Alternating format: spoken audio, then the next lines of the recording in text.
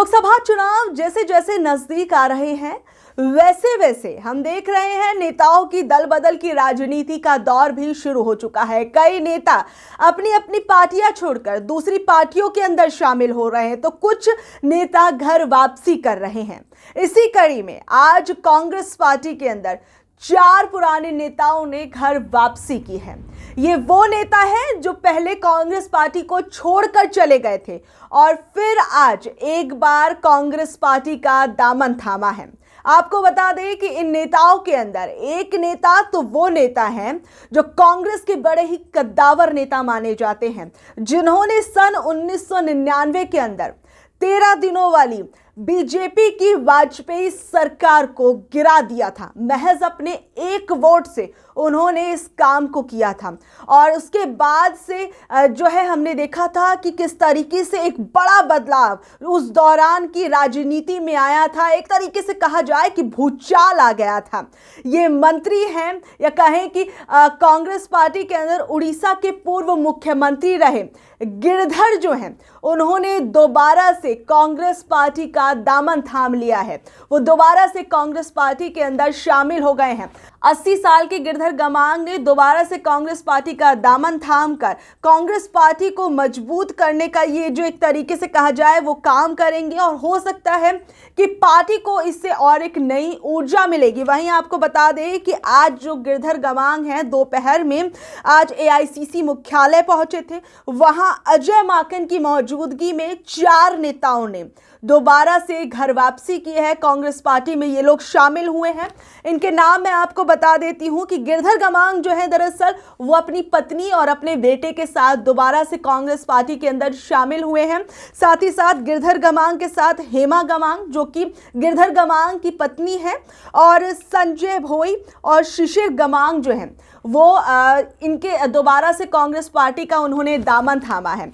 आपको बता दें कि अभी कुछ दिनों पहले ही खबर आई थी कि हरियाणा से, जहां पर हमने देखा था कि बीजेपी और जेजेपी के 24 नेताओं ने लगभग जो है वो कांग्रेस पार्टी का दामन थामा था और जो भूपेंद्र सिंह हुड्डा हैं पूर्व मुख्यमंत्री हरियाणा के रहे हैं, उन्होंने इन नेताओं को कांग्रेस पार्टी के अंदर शामिल कराया था।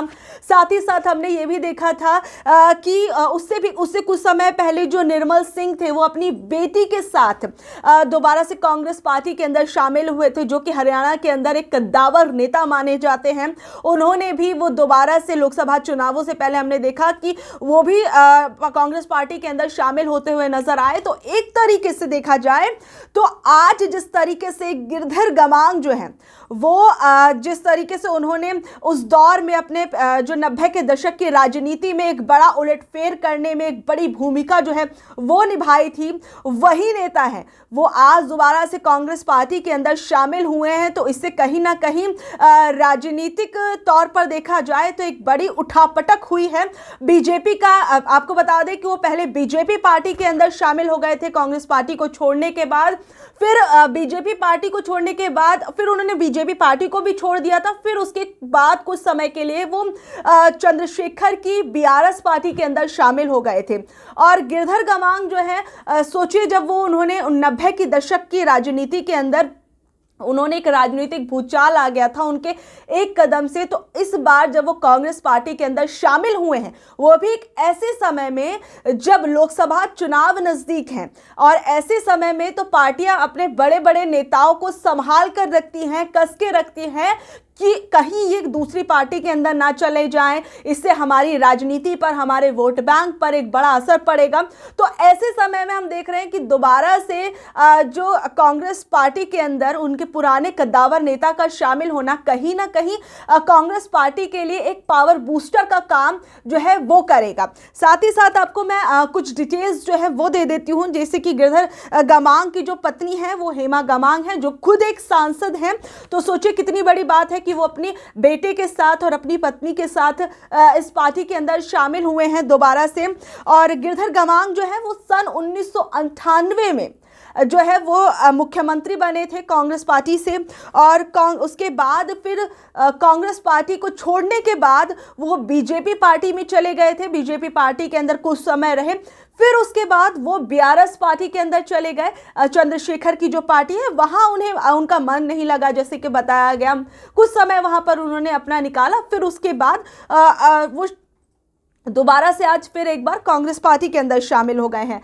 जो गिरधर गमांग हैं उनको अपनी राजनीतिक तौर पर जो देखा जाता है, उनके जीवन के अंदर सबसे बड़ा एक जो इंसिडेंट हुआ था वो वाजपेयी सरकार का गिरना था। उनके एक महज एक वोट से जिस तरीके से वाजपेयी की सरकार गिर गई थी, वो कहीं ना कहीं गिरधर गमांग के राजनीति के अंदर एक बड़ी चीज़ है जो उनके राजनीतिक करियर के अंदर गिनी जाती हैं। साथ ही साथ आपको बता दें कि जब बीजेपी की वाजपेयी सरकार जो थी वो गिर गई थी, तब उस समय पर भाजपा जो थी सदन के अंदर ज़रूरी बहुमत के आंकड़े जो है वो नहीं जुटा पाई थी, तो वो पूरी तरीके से पार्टी उस समय पर गिर गई थी। एक बहुत ही बड़ा राजनीतिक झटका जो है उस समय पर बीजेपी पार्टी को लगा था, क्योंकि पार्टी जो थी वो व्हीप के जारी होने के चलते बीमार गिरधर गमांग जो थे उन्होंने एक वोट से केंद्र की बीजेपी सरकार को गिरा दिया था। और आपको बता दें कि उड़ीसा के ये पूर्व मुख्यमंत्री जो हैं वो रहे हैं, और ये 9 बार मुख्यमंत्री रहे हैं। सबसे बड़ी चीज सोचिए, और कॉर्पोरेट सीट से ये हैं सांसद रहे हैं, और इनकी जो सीट रही वो कॉर्पोरेट सीट रही, और 9 बार मुख्यमंत्री रहे हैं। सोचिए कि ये कितनी बड़ी अपने आप में एक बहुत बड़ी बात है कि कोई व्यक्ति 9 बार मुख्यमंत्री रहा है किसी राज्य का, उसके पास अपने आप में कितना राजनीतिक तजुर्बा रहा होगा और होगा। तो और ये जो राजनीतिक तजुर्बा जो है आने वाले समय में कांग्रेस पार्टी के लिए कितना फायदेमंद होगा। उड़ीसा की राजनीति के लिए तो जो है वो कांग्रेस पार्टी के लिए फायदेमंद रहेगा, लेकिन लोकसभा चुनावों के लिए भी एक नज़रिए से देखा जाए तो काफ़ी फायदेमंद साबित हो सकता है। साथ ही साथ में आपको बता दें कि 1972 के बाद से 2004 तक जो गमांग हैं वो लगातार 9 बार लोकसभा के सदस्य रहे हैं। ये इंदिरा गांधी, राजीव गांधी और पीवी नरसिम्हा राव की सरकार में भी केंद्रीय मंत्री रह चुके हैं। सोचिए, केंद्रीय मंत्री रहे, मुख्यमंत्री रहे, तो अपने आप में ये कितने वरिष्ठ नेता तो हैं ही, साथ ही साथ में राजनीतिक तजुर्बा जो है इनके पास कितना ज़्यादा है। और राजनीतिक उठापटक तो इन्होंने अपने समय में की ही थी एक बहुत बड़ी, जो कि एक इतिहास में भी दर्ज है। और साथ ही साथ में ये एक आदिवासी नेता है, जो एक सबसे बड़ा फैक्टर जो है वो यहाँ पर ये है कि ये एक आदिवासी नेता है। तो कहीं ना कहीं आदिवासी वोट बैंक के लिए गिरधर गमांग का दोबारा से कांग्रेस पार्टी के अंदर शामिल होना एक बहुत ही बड़ी चीज़ है, और एक फायदेमंद चीज़ भी है कांग्रेस पार्टी के लिए। और साथ में देखिए, वैसे तो ये बुजुर्ग हो चुके हैं, 80 साल के हो चुके हैं, लेकिन उसके बावजूद कहीं ना कहीं अभी जो राजनीतिक तौर पर ये सक्रिय हैं, और इनकी इस उम्र में भी इनकी सक्रियता से जो है कांग्रेस पार्टी को लोकसभा चुनावों के अंदर फ़ायदा तो कहीं ना कहीं मिलेगा ही। साथ ही साथ में आपको बता दें कि आज जब गिरधर गमांग जो है वो कांग्रेस पार्टी के अंदर जब शामिल हुए, तो उस दौरान उन्होंने क्या कुछ कहा, ज़रा मैं आपको वो बता देती हूँ, वो सुना देती हूँ। गमांग ने बोला कि देश के अंदर कांग्रेस ही ऐसी पार्टी है जो सिद्धांतवादी राजनीति करती है। कांग्रेस ने मुझे 11 बार टिकट दिया, जो कोई पार्टी नहीं कर सकती। मैं दूसरे दल में रहा, लेकिन सम्मान केवल कांग्रेस में ही मिला। राहुल गांधी जी ने जो कदम उठाया है वो राजनीतिक नहीं बल्कि संवैधानिक है। यानी वो यहाँ पर जो बात कर रहे हैं वो राहुल गांधी की यात्रा के बारे में भी कहीं ना कहीं उस और संकेत देते हुए भी दिख रहे हैं। हम सामाजिक, आर्थिक और राजनीतिक न्याय की लड़ाई लड़ते रहेंगे। आज गमांग ने ये बातें बोली हैं कि जो भारत जोड़ो न्याय यात्रा जो चल रही है, मणिपुर से शुरू हुई, नागालैंड में पहुंची, और अब ये यात्रा धीरे धीरे जो है कई हिस्सों में जाएगी। तो राहुल गांधी के इस यात्रा के बारे में भी उन्होंने बोला है कि किस तरीके से ये सामाजिक, आर्थिक और राजनीतिक तौर पर न्याय दिलाने का काम करेगी। और अब जब कांग्रेस पार्टी के अंदर गमांग शामिल हुए हैं, तो उस दौरान अजय माकन जो है कांग्रेस के नेता हैं, वो भी वहाँ पर मौजूद थे। तो उन्होंने क्या कुछ कहा रहा, वो भी मैं आपको बता देती हूँ। गमांग की घर वापसी पर कांग्रेस पार्टी के जो वरिष्ठ अध्यक्ष हैं अजय माकन, उन्होंने कहा है कि हमें खुशी है कि आज कांग्रेस पार्टी के परिवार में गिरधर गमांग, हेमा गमांग जी और संजय भोई जी और शिशिर गमांग जी फिर से शामिल हो रहे हैं। इन नेताओं का उड़ीसा के विकास में काफी योगदान रहा है। कांग्रेस में इनकी वापसी से पार्टी की विचारधारा को और मजबूती मिलेगी और भी ज्यादा बल मिलेगा और कांग्रेस पार्टी की तरफ से हम इन सभी का स्वागत करते हैं।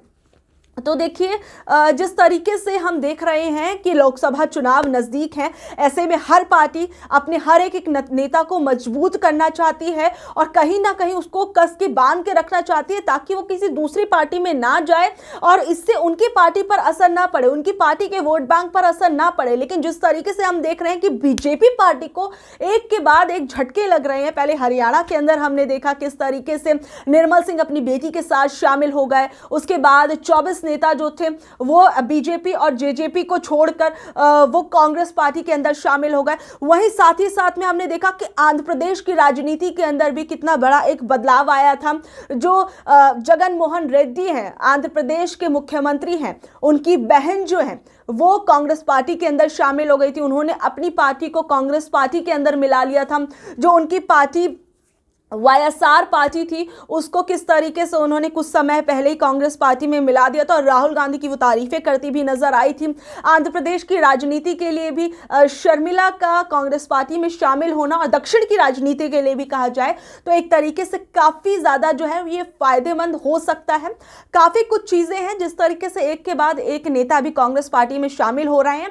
इससे पार्टी अपने आप को संगठनात्मक तरीके से किस तरीके से और मजबूत करती है, अपने इन नेताओं का फायदा किस तरीके से लेती है, ये भी देखना काफी ज्यादा जरूरी है क्योंकि लोकसभा चुनावों में कुछ ही समय बचा है। और वहीं दूसरी ओर हम जहां देख रहे हैं कि बीजेपी पार्टी ये दम भर रही है कि आने वाले लोकसभा के चुनावों में उसकी जीत होगी, बम्पर जीत होगी। और एक तरफ राम मंदिर का जो मुद्दा है, एक बड़ा मुद्दा जो है बीजेपी पार्टी की ओर से वो तो चल ही रहा है, साथ ही साथ इंडिया गठबंधन जो है हम देख रहे हैं कि वो बीजेपी के खिलाफ लगातार लड़ाई लड़ रहा है। तमाम जो राजनीतिक दल हैं वो कहीं ना कहीं जो राम मंदिर का मुद्दा बीजेपी पार्टी लेकर बैठी है उस पर कहीं ना कहीं अपनी नाराजगी जताने के लिए, बताने और ये दर्शाने के लिए कि जो राम मंदिर का मुद्दा है उस पर जो बीजेपी पार्टी है उसने सिर्फ वो राजनीतिक वोट बैंक की राजनीति कर रही है। उस राम मंदिर के मुद्दे पर ये जताने के लिए कई विपक्षी दल के जो नेता हैं वो मंदिर भी नहीं जा रहे हैं। तो ऐसे तमाम ये राजनीतिक घटनाक्रम हम देख रहे हैं कि ये सारी चीज़ें चल रही हैं। लेकिन अब यहाँ पर ये देखा जाएगा कि इन जो ये दोबारा से कई नेताओं की घर वापसी हो रही है, इससे कांग्रेस पार्टी को कितना फायदा मिलता है, इससे कांग्रेस पार्टी कितनी दुरुस्त होती है। बाकी आप लोगों का इस बारे में क्या कुछ कहना है नीचे दिए गए कमेंट बॉक्स में जरूर बताइएगा और ऐसे अपडेट से जुड़े रहने के लिए देखते रहिए ऑनलाइन न्यूज़ भारत।